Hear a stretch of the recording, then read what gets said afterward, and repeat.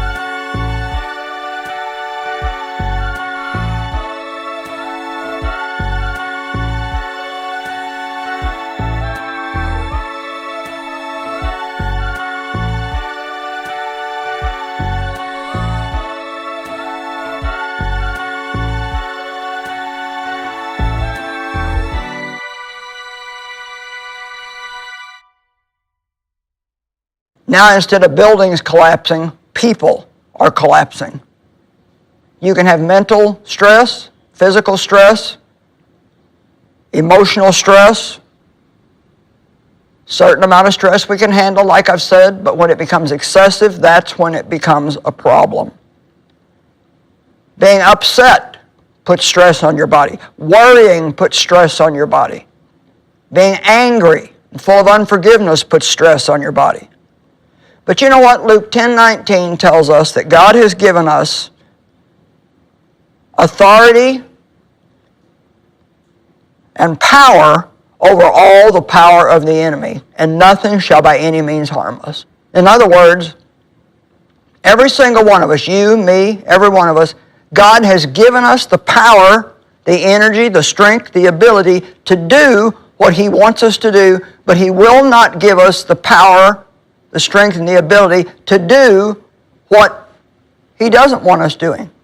So, if you're just deciding what you want to do in life without getting the counsel of God, then you can just go ahead and do it on your own. You won't do it with God's help. But I've learned the hard way, and that's how most of us learn things. I've learned the hard way to always go to God and ask Him to help me in every single thing that I do. We're built for a normal amount of stress, but none of us are built for excessive stress. See, there was a time in my life when I didn't understand what stress was. My mother had a nervous breakdown when I was in my 20s, and for 2 years she took shock treatments and just had all kinds of problems. She never really was the same after that. She was a sweet woman, but she just, all the extra stress in her life from my alcoholic, abusive father really took a toll on her, and she just always had all kinds of health problems because of that. But because she had had a nervous breakdown, anytime anybody mentioned the word stress to me, I would go to the doctor not feeling good, and they would say, well, it's just stress. And that would make me so mad, because I felt like they were telling me that I couldn't handle life, and I was strong, I was a strong woman of God, and I could handle whatever I needed to handle. Well, you know what? That's really not true for any of us. You can handle what God gives you to handle, but when you start trying to go beyond that and do things just because you feel like doing it, or you want to do it, or you're a people pleaser and you don't know how to say no to anybody, those are the things that wear us out. Do you complain about your schedule? Well, I've just got too much to do. Well, did you ever think of saying no to some things? I was crabbing about my schedule one time with the Lord. No sane person could be expected to do all that I do. The Lord whispered in my heart and said, you make your schedule. If you don't like it, change it.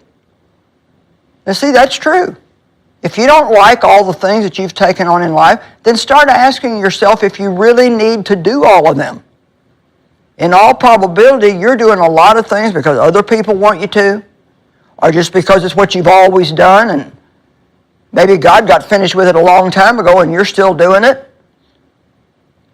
Ask yourself not just what you're doing, but why you're doing what you're doing. And anything that's not being done with a right motive, cut it out of your life. We always feel like we have to do all these things, But there's a lot of things we don't have to do if we really don't want to. My question today is not, do you have stress? Everybody has stress. My question is are you managing the stress in your life? When it becomes excessive, are you cutting some things out of your life? Are you taking measures to avoid having too much stress? I said, are you taking measures? I don't know why we always think that other people shouldn't pressure us. No, they shouldn't pressure us, but even more than that, we shouldn't allow them to pressure us.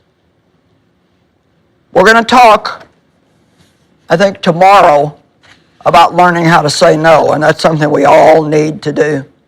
You know, every time you get stressed out, your body goes through this cycle. There's a stressor. Your brain recognizes it's under stress. It says something to your pituitary gland. That affects your blood pressure. It affects your adrenal glands. Then your body releases cortisol and cortisone. Then adrenaline is released, and your body just goes through this cycle of stuff. Well, you know, it's kind of like a rubber band. I got a nice new rubber band here. If I just, I can stretch it and it goes back, stretch it and it goes back, stretch it and it goes back. Well, that's what happens to our body. We can stress it, get a good night's rest, and it goes back. You can stretch it, get a good night's rest, and it goes back. You can really stress it, and something breaks. Well, you know what we do a lot of times? We tie a knot in it and just keep going. Well, have you ever had a rubber band that had so many knots in it that you couldn't even tell what it was anymore? I wonder how many knots you have in you. Oh, I've got this big knot in the back of my neck.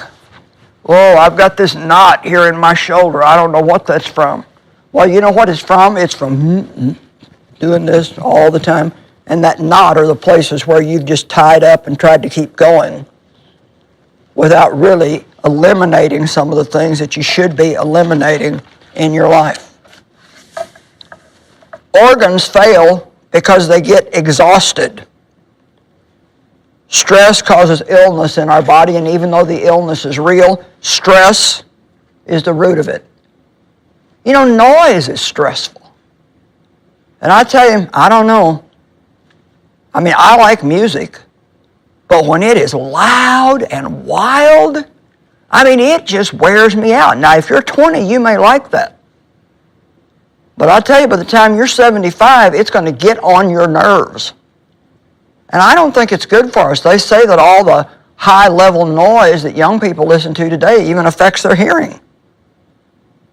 We live in a very noisy world. We live in a very stressful world. You make one little tiny mistake in traffic and people are ranting and raving at you. There's so much negative talk in the world, so much complaining, and I believe all of that causes stress. And so I want to invite you today to calm down and cheer up. I think that I can prove biblically that that's the answer to most of our problems. John 14:27, Jesus said, "Peace I leave with you. My peace I give to you. Not as the world gives do I give to you. Let not your hearts be troubled, neither let them be afraid." One translation says, "Stop allowing yourselves to be upset and disturbed." And I really love that one. That's the Amplified Classic. Stop allowing yourselves to be upset and disturbed. You can feel when you initially start to get upset. Let's just say that you're in a conversation with somebody and it starts to get heated. And you feel those emotions rising, rising, rising. And now the voice levels are rising. Well, why not back out of it before it turns into an extremely stressful situation that's going to just absolutely wear you out? Everybody today just says, well, I've got so much stress, I've got so much stress. But my question is, what are you doing about it? Are you doing anything about it other than complaining about it? Any one of us can look at our life, and you could write down everything you do for a week, and go back and look at the things that you did that you really didn't need to do, and I can tell you, it would relieve a lot of stress out of your life.